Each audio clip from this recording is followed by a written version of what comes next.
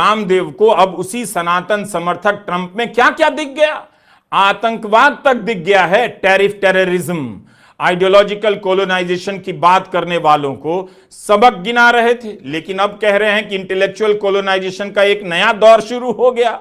नागपुर में जो उन्होंने कहा उसकी भी कॉपीराइट नहीं, लेकिन उनका बयान इंटरनेट पर मौजूद है।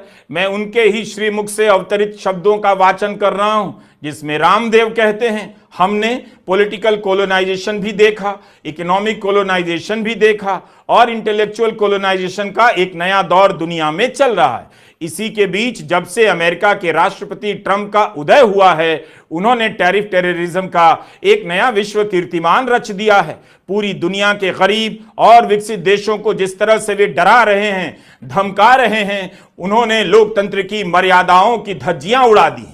ना WTO को मान रहे हैं, ना UNO को मान रहे हैं, वर्ल्ड बैंक IMF को अपने अकॉर्डिंग चला रहे हैं।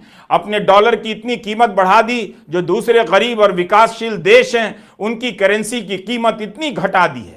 यह एक तरह का आर्थिक आतंकवाद है, ये टैरिफ टेररिज्म है। ये दुनिया को एक अलग दौर में लेकर जा रहे हैं। एक तरफ ट्रंप, दूसरी तरफ पुतिन, उधर शी जिनपिंग और किम जोंग का तो भरोसा ही नहीं, क्या करेगा। ऐसे तमाम परिस्थितियां दुनिया में भयावह बनी हुई हैं। ऐसे में भारत को शक्तिशाली बनाना होगा, विकसित बनाना होगा, नहीं तो पूरी दुनिया को एक महाविनाश की तरफ कुछ शक्तिशाली मुल्क ले जाना चाहते हैं। लगता है रामदेव रवीश कुमार ऑफिशियल के वीडियो ज्यादा देखने लगे हैं।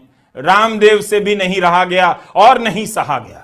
जो रामदेव काला धन वापस नहीं आने पर चुप रह गए। मीडिया ने कितना पूछा, कितना सुनाया, आप कहते थे मोदी जी काला धन लाने की कोशिश में लगे हैं, रामदेव फिर भी चुप रहे। इधर उधर कुछ बोलकर निकल गए। डॉलर के आगे रुपए के और कमजोर होने पर चुप रह गए। बड़े मुद्दों पर मोदी सरकार से सवाल नहीं किया।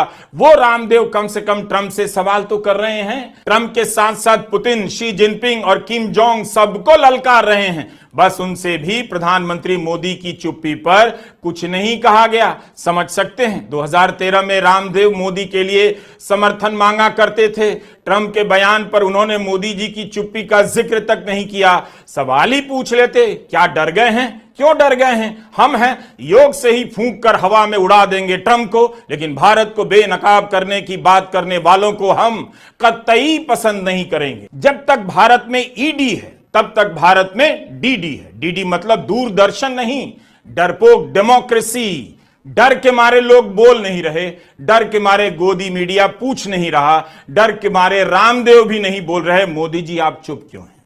टैरिफ टेररिज्म, ट्रंप को इतना भी बोल देना कम नहीं वैसे।